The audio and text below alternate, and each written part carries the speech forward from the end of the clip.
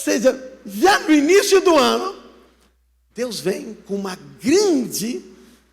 grande acontecimento, confirmar exatamente aquilo e exatamente as palavras que Deus havia dado, um ano de grandes mudanças.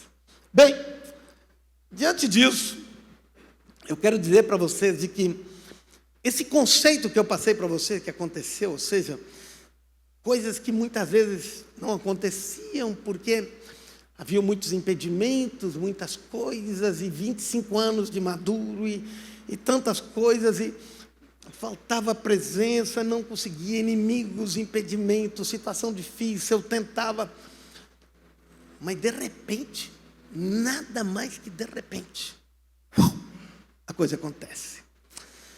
Olha uma vez que aconteceu com Abraão. Ele tinha promessa. Deus tinha dado promessa, não só uma vez, várias vezes para ele. Ele tinha a palavra de Deus. Deus queria fazer. Mas tinha se passado 1 ano, 2 anos, 5 anos, 7 anos, 10 anos, 15 anos, 20 anos. Cada dia que se passava, a promessa ficava mais difícil, porque a esposa dele estava ficando mais velhinha, era estéril, Deus tinha prometido um filho, ela já estava com 89 anos e nada acontecia, ele já estava com 99, e nada acontecia. Como já tinha se passado tanto tempo, 20 anos, 21, 22, 23. Me diga uma coisa, como é que funciona quando a gente tem uma expectativa, tem alguma coisa que a gente espera que aconteça, mas passa, e passa, e passa, e passa, e a coisa não acontece. Como é que tu fica? Começa a pensar, não, acho que eu me enganei. Acho que não é para mim. Esquece isso. Enterra os sonhos. Porque tu pensa, não, isso é bobagem minha. Isso não é para mim, eu não nasci para isso. Daqui a pouco tu te acostuma com a desgraça. Tu te acostuma com a miséria. Tu te acostuma com pouco. Tu te acostuma com aquela situação.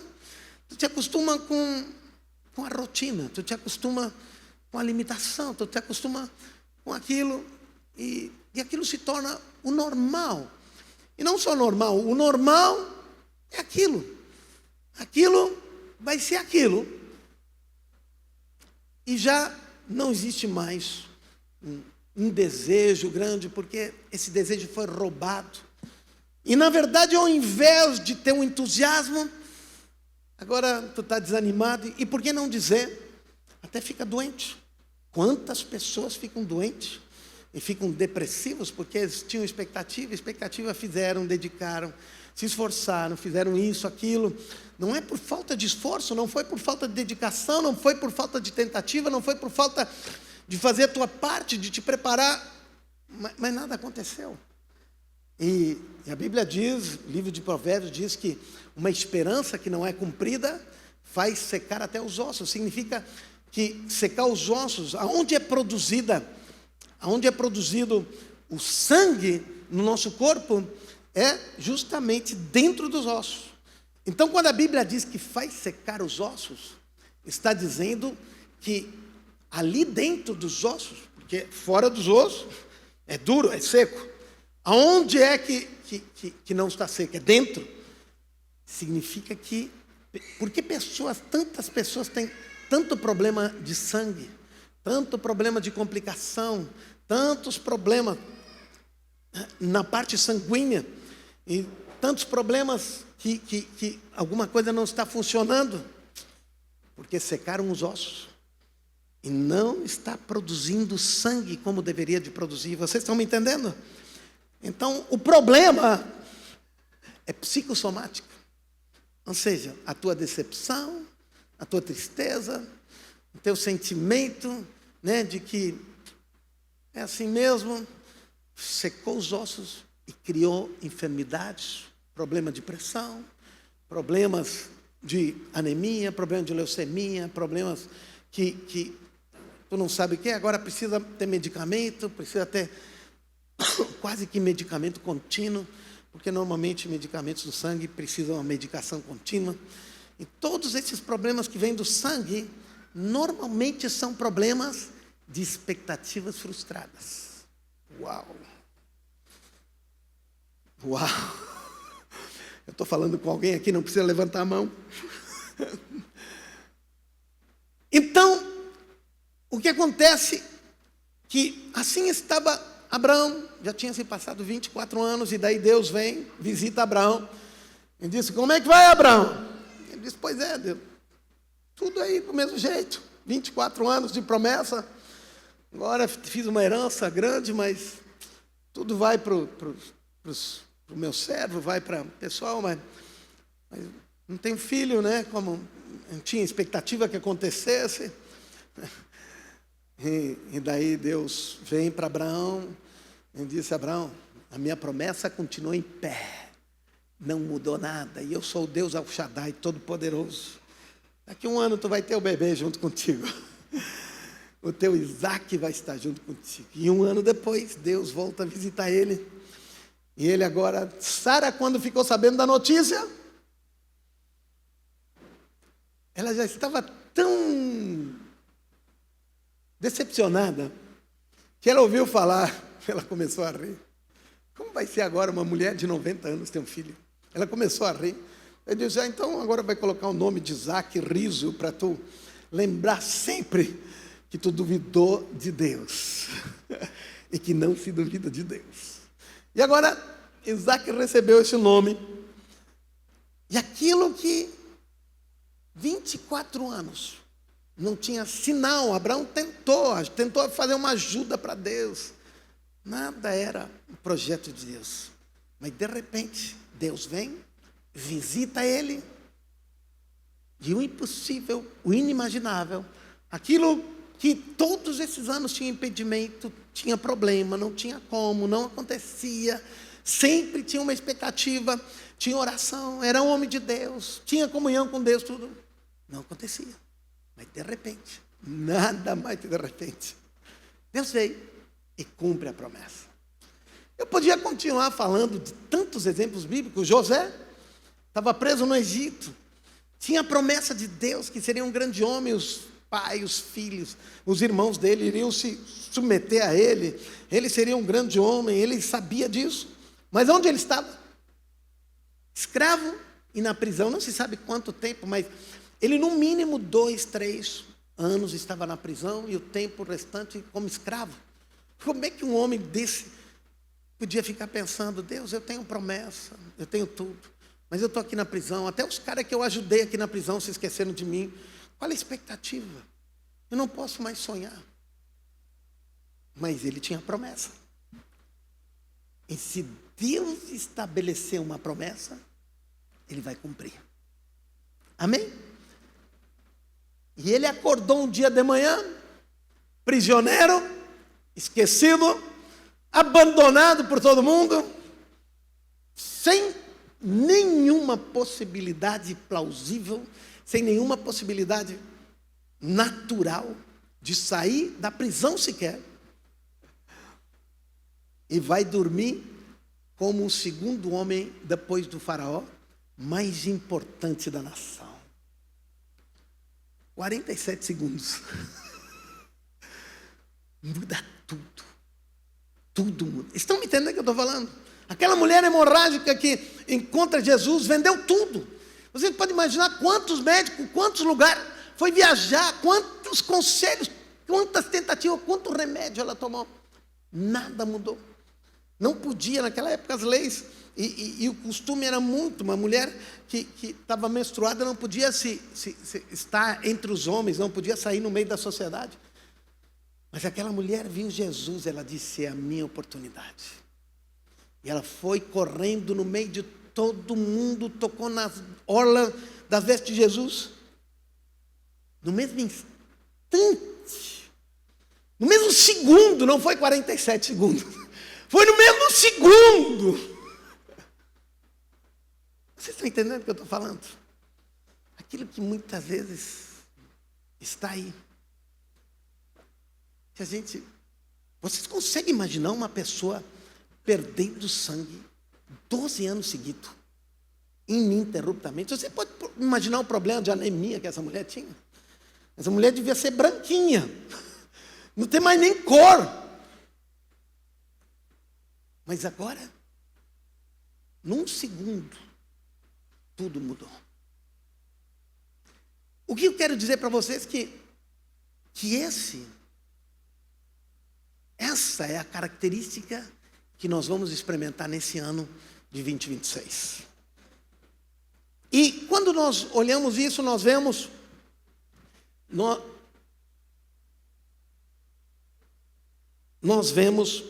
um texto, o texto de Miqueias, capítulo 2, versículo 13. Deus me deu esse texto.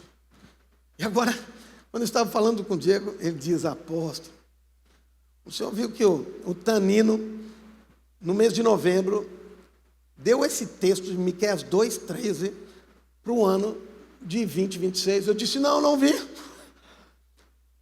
E ele disse: eu estava orando, e antes disso, Deus me deu o texto Miqueias 2:13. Eu disse: meu Deus do céu! Ou seja, você vê como o Espírito Santo faz as coisas, ele vai falando para muita gente ao mesmo tempo. E diz aqui nesse texto: subirá diante deles o que abre caminho. O que abre caminho. Eles romperão, entrarão pela porta e sairão por ela. E o seu rei irá diante deles, assim o Senhor à sua frente. Aqui Miqueias fala de uma característica de Deus. É o único lugar na Bíblia que essa palavra é usada no substantivo.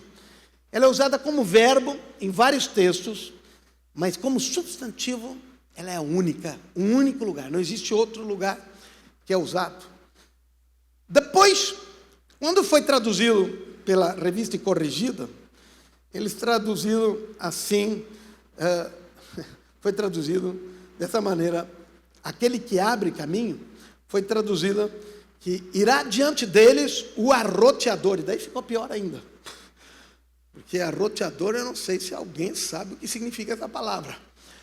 Tem que ir lá procurar no vernáculo lá para ver se alguém acha. Mas eu fui olhar no inglês, como o inglês traduziu esse texto, caracterizando Deus, dando um nome para Deus. Porque aqui, Miqueias dá um nome para Deus.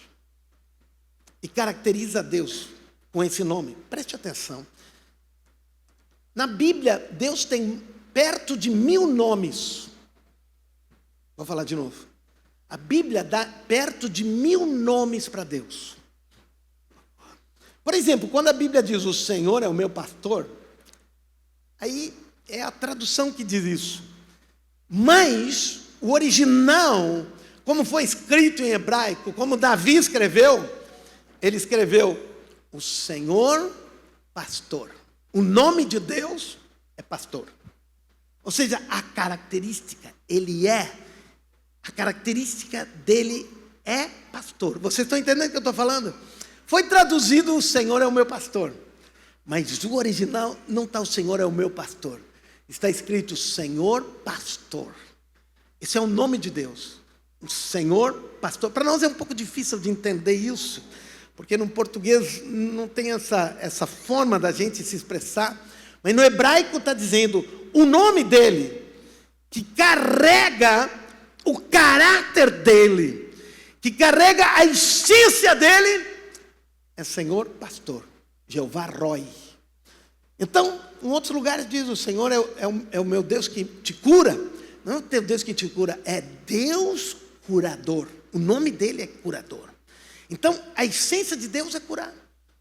Então, os nomes de Deus tem tantos, quase 1000. Um dia eu pedi para Deus: Deus, por que tanto nome? Eu disse: tanto nome, para quê? Para que isso, tanto nome? Daí Deus disse para mim assim: Ricardo, porque para cada necessidade, para cada situação que o homem enfrenta, eu tenho um nome para suprir as suas necessidades.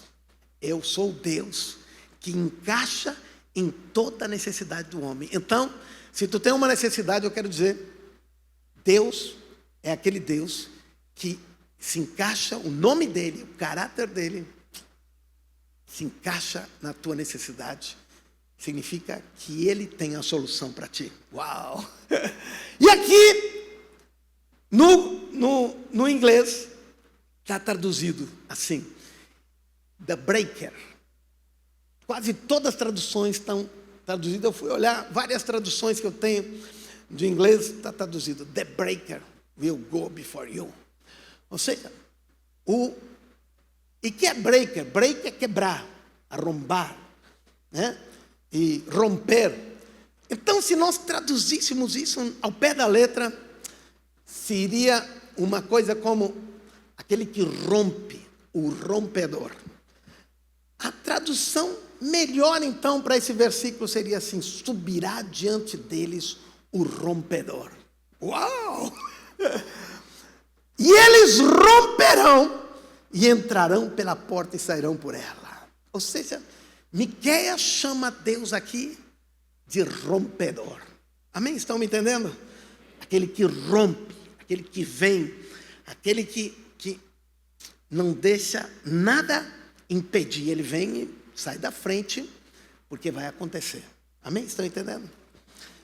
Agora, para que tu entenda como Miqueias chama, e por que Miqueias chama Deus desse nome, nós temos que compreender uma coisa.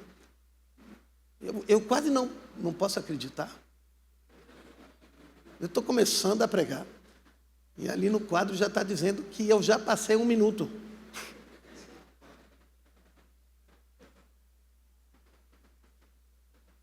Então vou ter que ir mais ligeiro. Ou vou ter que parar. Então, Miqueias, quando está escrevendo isso, ele está profetizando que Deus vai se manifestar como rompedor. E quando isso acontece, entendam que Miqueias está profetizando uma coisa que está longe para acontecer. Porque ele está profetizando sobre a restauração de Israel e, sobretudo, sobre a restauração de Jerusalém. Mas Jerusalém ainda não tinha sido destruída. Você pode imaginar? Jerusalém não foi destruída e Miqueias está dizendo assim: Jerusalém vai ser restaurada. Vai ser restaurada por quê? Não foi destruída, mas vai ser destruída. Ou seja, ele estava profetizando sobre uma coisa que não tinha acontecido ainda. Eles não tinham nem ideia. Ele não estava só motivando o pessoal: olha, está mal, mas Deus vai vir e vai restaurar. Não tinha acontecido nada ainda. Jerusalém ainda estava numa boa.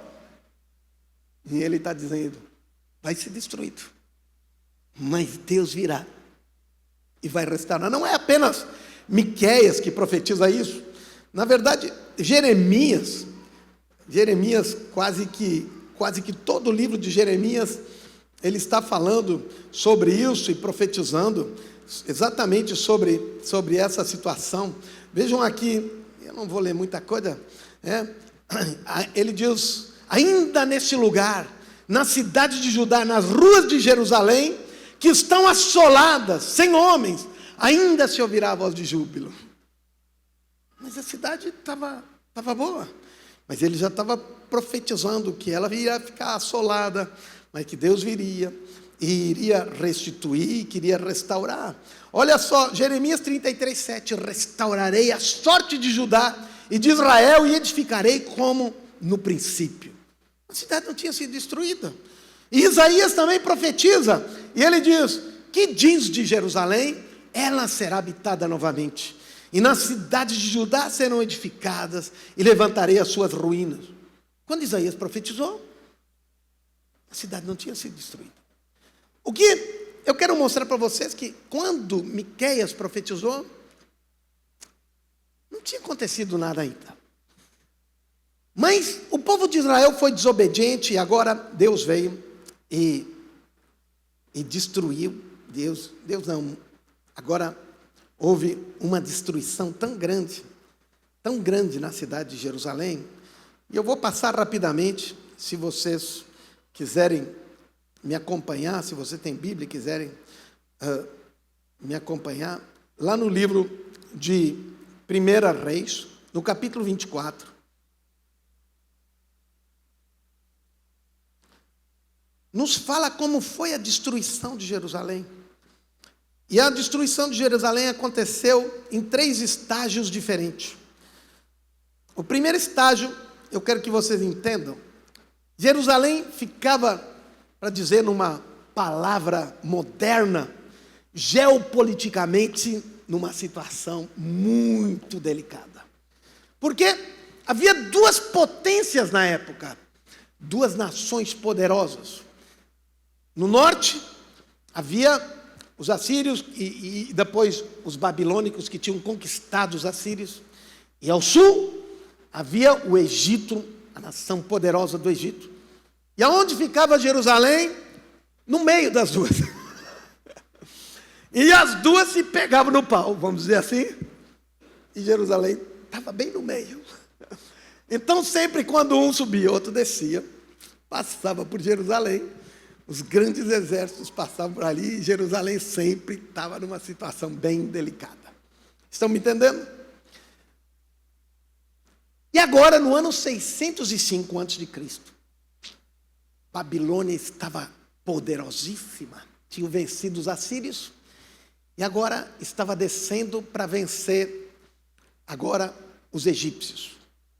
E daí passou por Jerusalém e conquistou Jerusalém.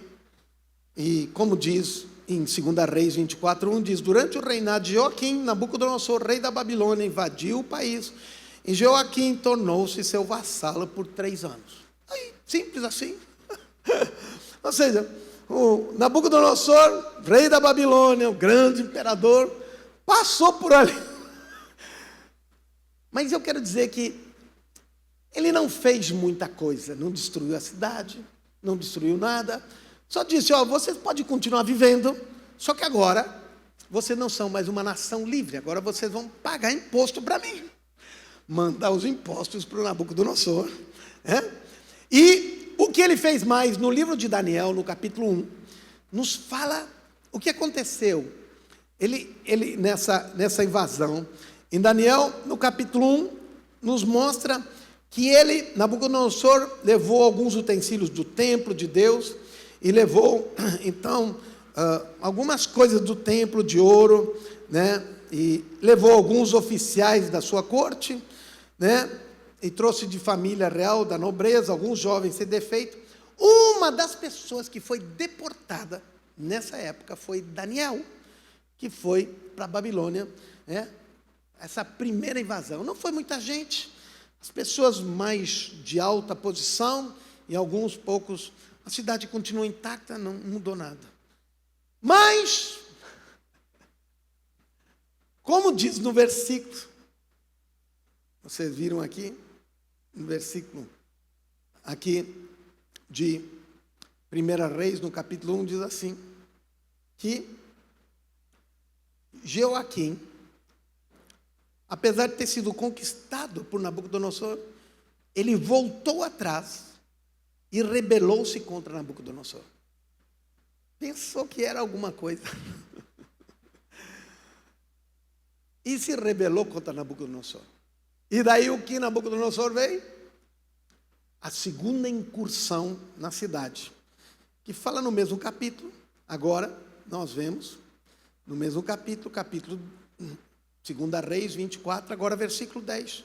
Diz que Nabucodonosor, ele fez uma investida contra Jerusalém, né, e a cercaram, e os oficiais, e para vocês entenderem o que aconteceu nessa segunda investida, ele, Nabucodonosor, agora no versículo 13, retirou todos os tesouros do templo do Senhor e do palácio real, quebrando todos os utensílios de ouro que Salomão, rei de Israel, fizera para o templo do Senhor, levou para o exílio toda Jerusalém, todos os líderes e os homens de combate, todos os artesãos e artífices. Era um total de 10.000 pessoas, só ficaram os mais pobres. Então, Nabucodonosor agora, na segunda investida, ele entra em Jerusalém e pega toda a riqueza do templo, que era muita. Pessoal, era muita. É difícil de explicar o tamanho da riqueza que tinha no templo de Jerusalém. Muito difícil. Então eu nem vou tentar, mas eu quero que tu entenda que era muita riqueza. Muita. Não existe nada no mundo comparado à riqueza concentrada num só lugar, como tinha naquele lugar. Era uma coisa impressionante, porque era uma nação, Israel tinha se tornado uma potência, algo tão poderoso. E eles tinham encontrado ouro, e todo mundo vinha lá trazer ouro, né? E então eles fizeram coisas muito lindas, nós vimos Salomão. E ele levou todo esse ouro, e levou 10 mil pessoas, o pessoal mais profissional, pessoal de guerra, e gente da alta sociedade, levou todo mundo que tinha alguma habilidade, ele levou para lá 10 mil pessoas. Só ficaram quem? Diz aqui, os mais pobres. Gente que não tinha muita habilidade, que não eram muito profissionais, que ficou esse povo lá. Agora, Jeoaquim foi levado para lá também, e Nabucodonosor colocou Zedequias, que era o tio de Joaquim, no lugar dele. E disse, vamos agora fazer uma aliança, um pacto. Tu vai pagar imposto, que o teu irmão não pagou. Tu vai pagar imposto, e você pode continuar vivendo. Ok? Isso foi até Nabucodonosor dar a volta. Quando Nabucodonosor virou as costas, agora Zedequias saiu, foi para o Egito, e foi lá falar com os egípcios, diz, vamos fazer um contrato entre nós, para nos levantar contra Nabucodonosor. E daí, eles pensavam que podia muita coisa.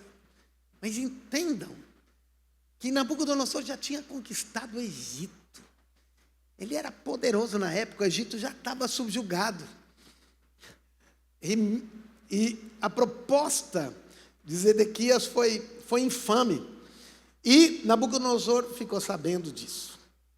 E agora, em 2 Reis, capítulo 24, versículo 17, mostra ali que agora veio Nabucodonosor pela terceira vez, faz o terceiro, e no capítulo 25, versículo 1, diz assim, então, no 9º ano do reinado de Zedequias, no 10º dia do 10º mês, Nabucodonosor, rei da Babilônia, marchou contra Jerusalém. Essa era a terceira incursão.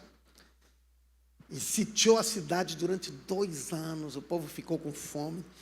Até que eles abriram, tentaram fugir, mas não deu. Nessa terceira incursão, quero mostrar para você o que aconteceu na cidade.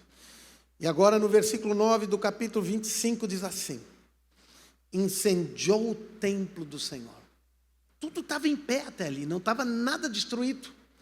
Mas agora Nabucodonosor incendiou o templo, incendiou o palácio real e todas as casas de Jerusalém. Diga, todas as casas de Jerusalém. Não eram algumas. Destruiu tudo. Acabou com tudo. E todos os edifícios importantes. Todo o exército da Babilônia que acompanhava Nebuzaradã, que era o general, derrubou os muros de Jerusalém. E levou para o exílio o povo que sobrou na cidade. Levou todo mundo. Quem estava lá na cidade ainda? Os pobres. E agora, todos eles foram levados como escravos. Mas o comandante deixou para trás alguns. Quem ele deixou para trás? Dos pobres, diz aqui, alguns. Quem é esse que deixou para trás? Dos pobres. Ele deixou os mais pobres dos pobres. Então, quem ficou para trás foi gente miserável. Gente que não tinha condições de trabalhar. Gente velha. Gente doente. Gente que estava completamente sem condições de fazer nada. Porque o que ele queria? Gente doente de escravo. Tinha que sustentar gente que não podia fazer nada. Então, ele só não levou para a Babilônia quem não prestava para nada. Vocês estão entendendo? Quem não prestava para coisa nenhuma. Deixou lá aqueles... Agora você pode dizer, toda a cidade destruída. Não deixou nenhuma riqueza na cidade. Queimado todas as casas. Não tinha uma casa mais que tinha teto, porque naquela época não era como nós temos aqui. Destruiu tudo. E quem ficou lá? Gente que não sabia fazer nada, ou que não podia fazer nada, ou que não tinha condições de fazer nada. Vocês podem imaginar como é que era aquela que se tornou essa cidade de Jerusalém? Meu Deus, passar a 1 quilômetro de distância já deveria de ser um... Meu Deus, eu só fico pensando, os muros destruídos, tudo, não sobrou nada. Ou seja, não tinha comida, não tinha quem plantava, não tinha nada, não tinha condição nenhuma, nada, tudo destruído. E Jerusalém tinha sido, um pouquinho antes, a cidade que a rainha de Sabá foi lá olhar, porque era o modelo do mundo. Você está entendendo o que eu estou falando? Não só ela. A Bíblia conta que muitas outras, a rainha de Sabá são um exemplo. Ela tinha ido lá, muitos reis do mundo foram lá, porque a grandeza de Jerusalém sobrepujava todas as nações. E agora, o que sobrou lá? Só desgraça da desgraça da desgraça. Amém? Estão me entendendo? E o povo foi levado tudo lá para a Babilônia, como escravos. E eles, uma desgraça tão grande, diz o Salmo 137, as margens do rio da Babilônia chorávamos. Porque, logicamente, tudo destruído, nada mais em pé, estava toda a cidade destruída. Lá no livro de Lamentações de Jeremias, porque Jeremias estava lá quando aconteceu, e os babilônicos deixaram Jeremias na cidade. Então Jeremias, que estava profetizando, ele agora viu a cidade. E o livro de Lamentações de Jeremias agora conta a desgraça da cidade. E Lamentações de Jeremias começa: como está deserta a cidade, antes tão cheia de gente. Assim começa Lamentações. Como se parece com uma viúva, a que antes era grandiosa entre as nações. A que era a princesa das províncias, agora tornou-se uma escrava. Ele começa a fazer metáforas para Jerusalém, que tinha se tornado uma desgraça. Leiam o livro de Lamentações para vocês entenderem a situação que estava Jerusalém. Eu não vou gastar mais muito tempo para eles dizer que eu posso vir outra vez para cá.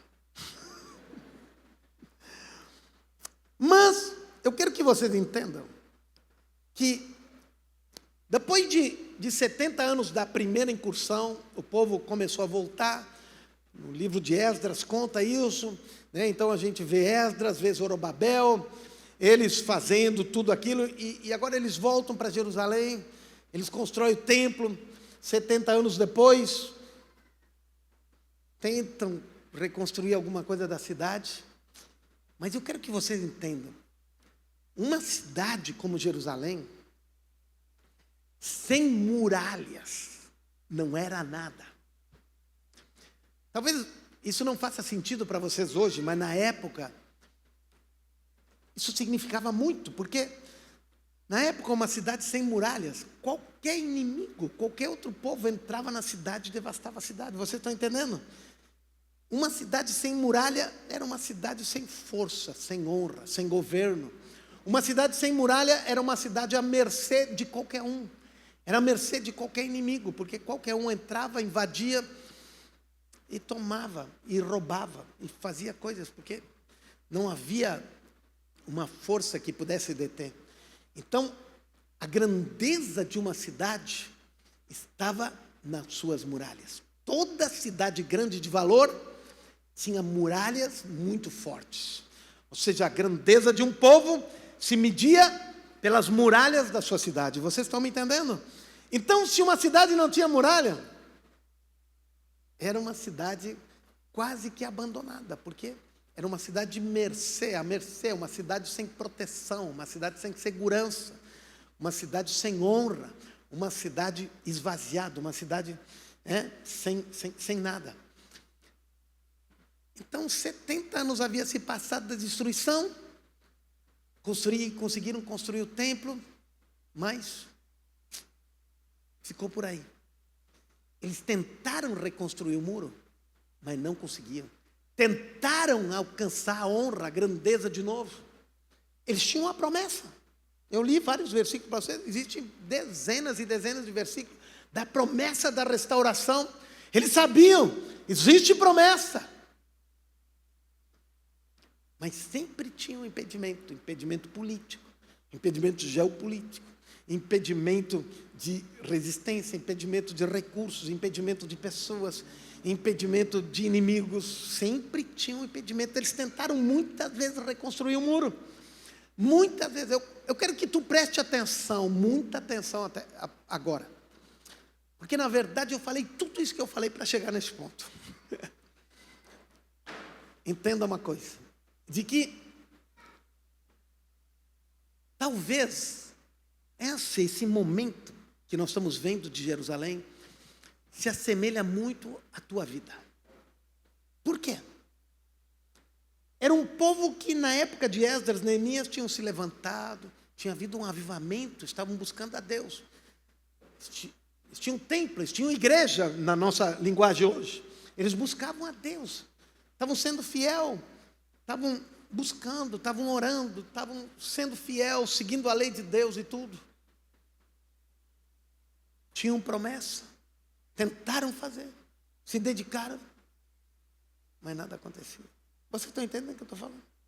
Talvez tu diga assim: Deus, eu estou sendo fiel, estou sendo dizimista, eu estou te obedecendo, estou me dedicando, sou líder de cela, faço isso, faço aquilo. Estou seguindo os teus princípios. Mas sabe, aquele sonho, tudo que eu tinha, ok, muita coisa melhorou. Agora eu já tenho casa para morar, tudo, mas o sonho da grandeza, aquilo que colocou no meu coração, Deus, aquilo que eu tanto sonhava, que eu tanto queria, a cidade restaurada, a promessa que tu me deu, talvez eu tenha me enganado, talvez não seja para mim. Talvez isso, não sei o que, não sei por que não acontece. Eu fiz de tudo, já tentei de tudo. Deus, eu já fiz até um voto, já fiz tanta coisa. E as coisas não acontecem. O povo não estava sendo infiel a Deus, vocês estão me entendendo? Naquele momento, simplesmente, as coisas não aconteciam. Para vocês terem uma ideia, as coisas estavam tão difíceis que tudo impedia. Tudo trancava, tudo impedia. Eles não conseguiam. Eles tentaram reconstruir o muro que conta lá no livro de Neemias,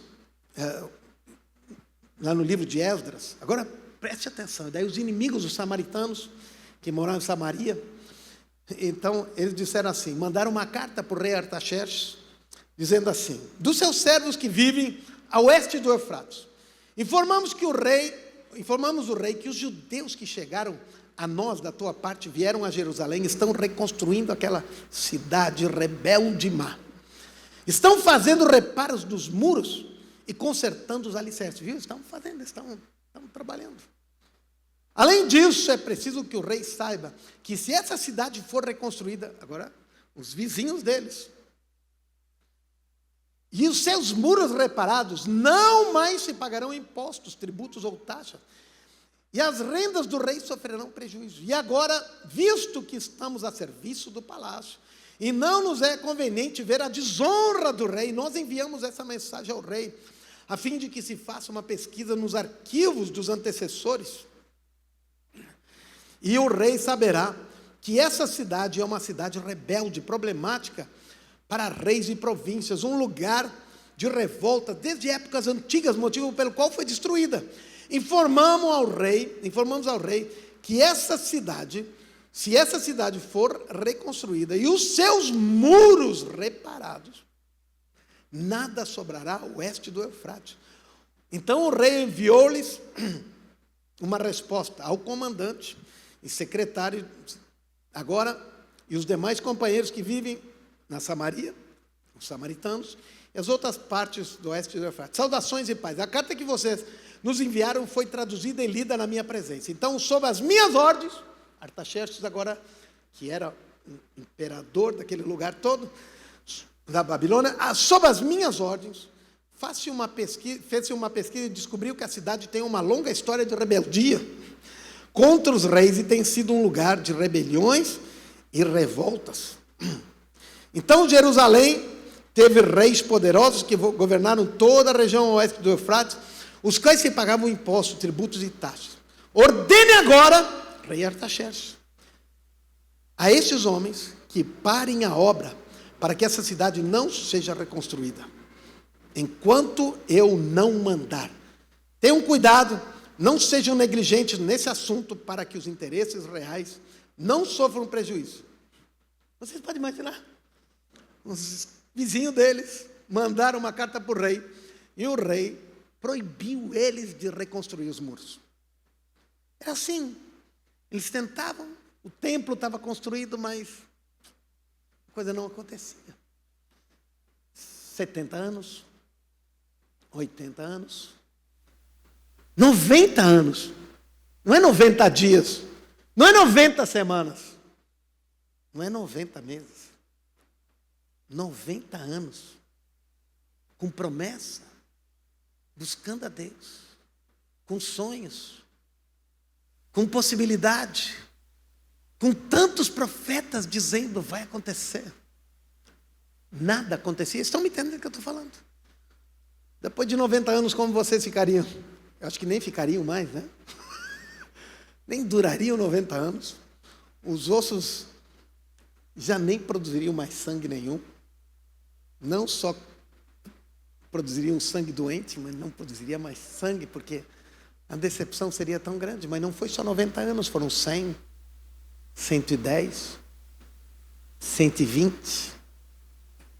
Faziam incursões, não dava nada. Não podiam. Impedimento aqui e lá, situações. 130, 140 anos. Tinham promessas. O povo de Deus, buscando a Deus. Vocês estão me entendendo o que eu estou falando? Aquilo que tanto tempo estavam esperando.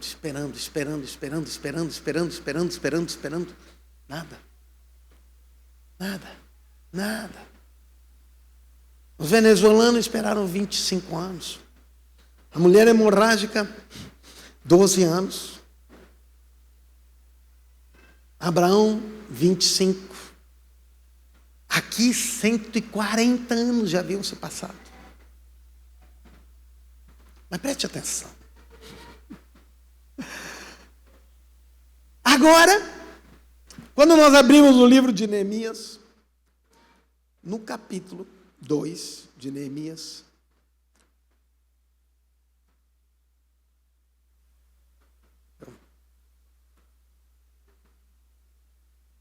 quando nós abrimos no capítulo 2 de Neemias, nós lemos assim: no mês de Nissan, no ano 20º, do rei Artaxerxes. Lembra do rei Artaxerxes, que tinha escrito a carta proibindo, não permitindo que eles construíssem o muro? Agora está falando no rei Artaxerxes, lá no livro de Neemias. Uma vez posto vinho diante dele, Neemias está dizendo: eu tomei para oferecê-lo e lhe o dei. Ora, eu nunca antes estivera triste diante dele. De quem? Do rei Artaxerxes. Neemias estava dizendo que ele era o garçom do rei. O rei me disse: por que está triste o teu rosto, Neemias? Se não está doente. Quem? O rei Artaxerxes, que tinha proibido. Tem de ser tristeza do coração. Então temi sobremaneira e respondi: viva o rei para sempre. Como não me estaria triste o rosto, se a cidade onde estão os sepulcros do meu pai está assolada e tem as portas consumidas a fogo? Disse-me o rei. Que rei? Artaxerxes, que tinha proibido de construir o muro, que tinha mandado carta de jeito nenhum, proíbam, não pode construir. E agora disse-me o rei: que me pedes agora? Então o rei, orei a Deus dos céus e disse ao rei: Se é do agrado do rei, e se o teu servo achar mercê da tua presença, peço-te que me envies ajudar a cidade dos sepulcros dos meus pais, para que eu a reedifique. Então o rei, e eu acho que isso aqui faz muita diferença agora, estando a rainha sentada junto dele. Ou seja, ele estava com o coração mais mole, porque a esposa dele estava do lado dele. Ele diz, não posso ser aquele cara carrancudo. Me disse, quanto durará a tua ausência? Quando voltarás? Aprove ao rei enviar-me, e marquei certo prazo. E ainda disse ao rei, se ao rei parece bem, dê-me cartas para que os governadores da além do Eufrates, para que permitam passar e entrar em Judá. Como também cartas para Asaf, guarda das matas do rei, para que me dê madeira para as vigas e para as portas da cidade e do templo, para os muros da cidade e para a casa que deverei alojar-me. E o rei me deu, mas deu. Por quê? A boa mão do meu Deus era comigo. Quem é que deu tudo? Quem é que pediu? O que tem contigo? O que tu quer? Aquele cara que tinha proibido. Vocês estão me entendendo? O rei, da onde não se esperava nada, não era de um governante forte, não era de um construtor, engenheiro que tinha um grande plano, de um grande projeto, não era de um grande guerreiro,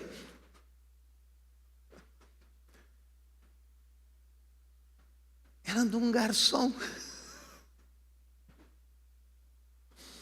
E da onde mais? Do rei, que tinha impedido eles todo o tempo de construir. Agora, quem é que toma a iniciativa? Esse mesmo rei. Vocês estão me entendendo o que eu estou falando? Está caindo a ficha aí. 140 anos depois. E agora, Neemias vai para lá, com todo um povo junto com ele, e depois de 140 anos, Deus levanta um homem no lugar certo, com favor político sobrenatural, com clareza certa, no tempo exato. E eu quero que vocês entendam. Para vocês entenderem qual era o tamanho dos muros de Jerusalém. Em torno de entre 3 e 5 quilômetros de perímetro era o muro. Ele tinha, dependendo dos lugares, entre 8, 15, e as torres mediam 20 metros de altura. Então eram muralhas altas, 15 metros. Era muito alto. Mas não era um murinho de um tijolo aí. Não. Eles tinham praticamente, o muro tinha essa largura. 1,5 metro, 2,5 metros de largura. 3 quilômetros de muro dessa largura. Com pelo menos 10 torres de 20 metros de altura. Em redor de toda a cidade. Não tinha guindaste, não tinha nada. Não tinha serra elétrica para fazer as portas. Não tinha nada. E agora eu quero mostrar para vocês. 140 anos. Tentativas, esforço, fizeram o que era possível, confiaram em Deus e nada. Mas de repente, se levanta o rompedor. Essa é a profecia de Miqueias. Amém? Estão me entendendo? Se levantará o Deus que abre as portas. Se levantará o Deus rompedor. Significa que não haverá mais impedimento. Significa tudo que impedia. Significa tudo que era impossível. Tudo que não dava certo até então. A partir de agora, não tem como impedir mais. Por quê? Porque o rompedor se levantou e todo impedimento vai cair por terra. Todo impedimento vai cair por terra. Escute e pasme. Em 52 dias. Está escrito em Neemias 6,15. Se quiserem projetar aqui. Acabou-se o muro aos 25 do mês de Elul. Em 52 dias. 47 segundos. Um instante. 52 dias. 140 anos passaram, nada aconteceu. Agora, 52 dias para construir um muro de 3 quilômetros. De 15 metros de altura, a grande maioria dele. 2,5 metros de largura. Torres de 20 metros de altura. 52 dias. Quanto tempo vocês acham que demoraria para construir esse prédio aqui? Se fizesse muito rápido, 6 meses, quem sabe? Tem 50 metros, talvez. 52 dias para 3 quilômetros de muro. No mínimo, era entre 3 e 5, 4 quilômetros de muro. Você está caindo a ficha. De repente, aquilo que parecia impossível, aquilo que não dava, o rompedor veio. E do dia para a noite, o cara foi tirar férias. Quando voltou, a honra da cidade estava em pé. A cidade agora tinha valor de novo. A cidade agora era respeitada de novo. Os inimigos agora estavam furiosos, porque agora a cidade tinha grandeza, tinha honra. A cidade estava protegida, era uma cidade segura. Agora não era uma cidade à mercê de qualquer inimigo. Agora tinha se tornado novamente e sido reedificada novamente. A cidade estava... O rompedor se levantou. Eu quero que vocês se lembrem de Miqueias 2,13. Diz assim: o rompedor se levantou. E agora, eles, o povo, romperam. O povo rompeu, é uma loucura. O povo veio, fez aquilo que era impossível, rompeu o povo. Por quê?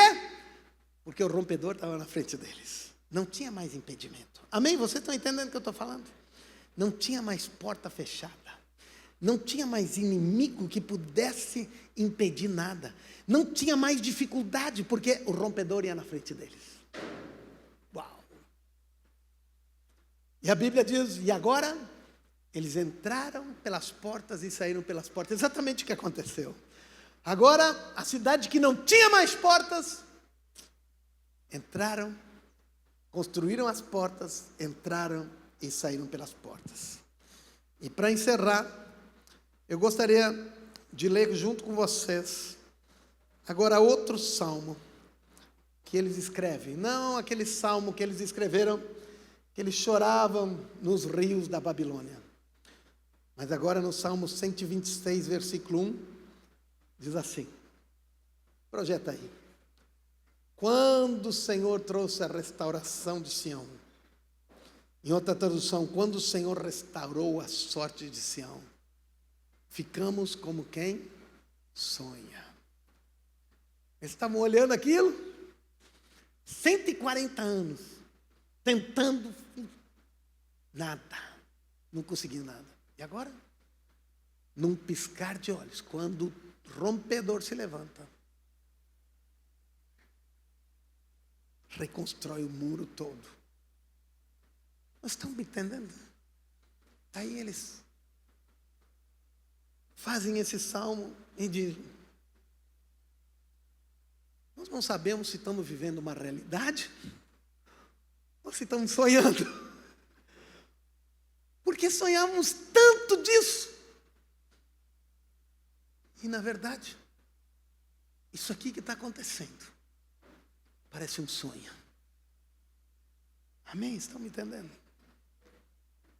Esse ano é o ano que Deus se levanta com o nome, o rompedor. Esse é o nome de Deus para esse ano, para a tua vida. Então, por isso que eu quero te dizer que tu deve manter comunhão, intimidade. Por isso diz que é o ano de Enoque também, porque Enoque andou com Deus. Tu precisa ter intimidade com Deus, para ver o que Deus vai fazendo, aonde Ele está rompendo, onde Ele está se levantando. Porque se tu perder o timing, o rompedor vai ir. Tu tem que ir junto com Ele. Porque diz, o rompedor se levantou e o povo rompeu. Mas se o rompedor se levantar e tu não te levantar, tu não estiver sintonizado com Ele, Ele vai se levantar e tu não vai perceber. Então precisa estar alinhado com Deus. Por isso que eu comecei a dizer que esse ano é um ano de alinhamento. Estão me entendendo? Precisa estar alinhado com aquilo que Deus quer fazer esse ano. Então, se tu não estava acostumado a buscar Deus, orar, ter intimidade, esse é o ano de tu aprender isso. Se tu quer viver um ano de mudanças sobrenaturais na tua vida. E preste atenção, mais uma última palavra que fala de que nós precisamos alargar as nossas estacas das nossas tendas. Isso significa o quê? Que nós nos precisamos preparar. Deixa eu explicar para vocês. Se tu sabe que a tua esposa, ou se tu sabe que tu está grávida, e vai vir um bebê na casa, tu vai esperar o nenê chegar para comprar uma caminha, para comprar roupa do bebê, para preparar as coisas? Vai esperar? Não. Vai deixando tudo pronto. Para quê? Porque quando chegar, está tudo prontinho. Então começa a comprar as fraldas. Começa a preparar o quartinho. Compra a caminha. Prepara as coisas que tu tinha tanto sonhado. Porque esse ano é um ano do rompedor. É o ano daqueles sonhos que tu já tinha esquecido. É o ano desses sonhos se concretizarem, se realizarem, porque o rompedor se levantará. E o impossível, aquilo que tu já tinha perdido a expectativa, aquilo que tu já pensava não ser mais possível, porque todas as condições eram adversas. Mas Deus não está limitado a nenhuma condição. Deus está limitado à sua palavra. Se Ele prometeu, Ele irá se cumprir. Como diz na palavra dEle, Ele não tarda. Ele chega quando está no tempo estabelecido. Esse ano é o tempo estabelecido. Eu quero que tu crie esse coração e essa fé para que tu experimente as coisas de Deus esse ano. Fica de pé. Eu quero orar e profetizar sobre tua vida.